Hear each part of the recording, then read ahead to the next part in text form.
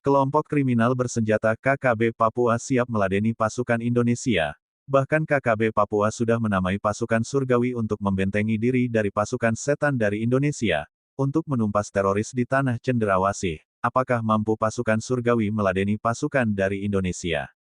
Situasi mencekam akibat ekskalasi militer yang dilakukan oleh militer Indonesia.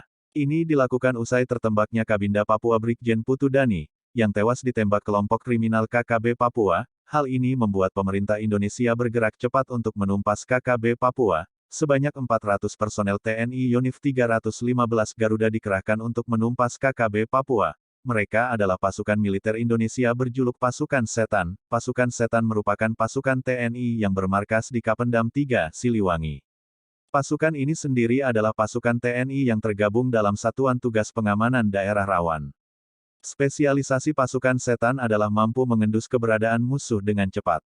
Namun, mendengar pasukan setan dikerahkan tampaknya tak memuat KKB Papua gentar, justru mereka menyiapkan pasukan untuk melawannya. Menurut laporan, juru bicara Tentara Pembebasan Nasional Papua Barat Organisasi Papua Merdeka TPNPB-OPM, Sebi Sambo menyebut mereka sudah menyiapkan pasukan tandingan. Mereka menyebutnya dengan istilah pasukan surgawi, yang siap melawan pasukan setan. Pasukan Setan Indonesia, silakan datang ke Papua, pasukan bala tentara surgawi dan TPNPB siap melayani, katanya. Dia menjelaskan, sudah siap melawan Indonesia dan pasukan setan.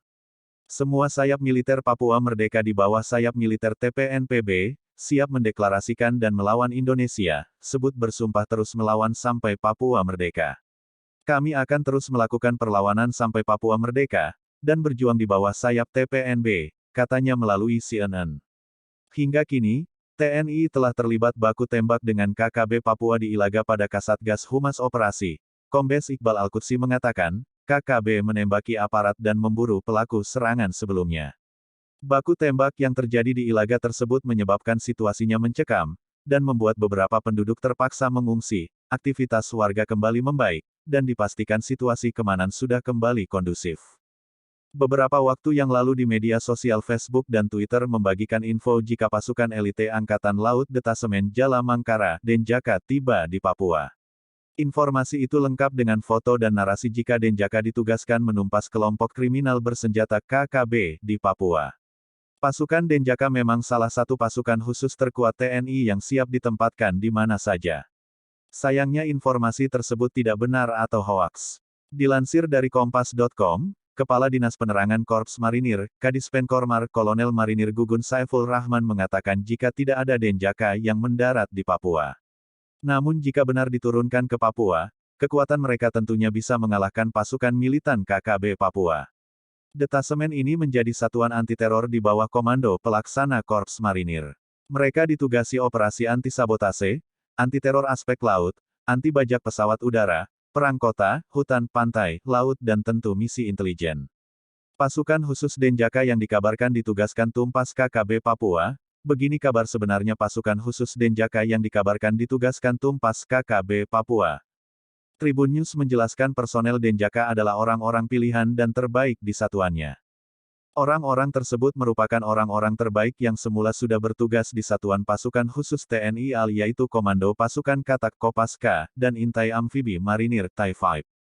Denjaka bahkan bisa membuat gentar pasukan-pasukan khusus lainnya seperti Navy SEAL dan Amerika Serikat AS. Bahkan anggota Navy SEAL sering dibuat heran dengan latihan Denjaka yang ekstrim dan berbahaya. Contohnya adalah ketika para prajurit Denjaka latihan menembak sasaran dalam jarak dekat dan saling berhadap-hadapan menggunakan peluru tajam. Kemudian demo penerjunan dari udara guna pembebasan teroris dilakukan lewat terjun di atas atap gedung atau kapal kecil yang melaju di tengah laut. Pasukan juga sudah terlatih untuk berenang di laut dalam jarak yang jauh bahkan sampai menyelam ke dasar laut. Latihan mereka dilakukan di fasilitas latihan bumi marinir yang dilengkapi dengan bangunan yang mampu mensimulasikan lautan, kapal perang, kapal selam, hutan belantara, rawa-rawa, bangunan untuk latihan perang anti-teror dan masih banyak yang lain.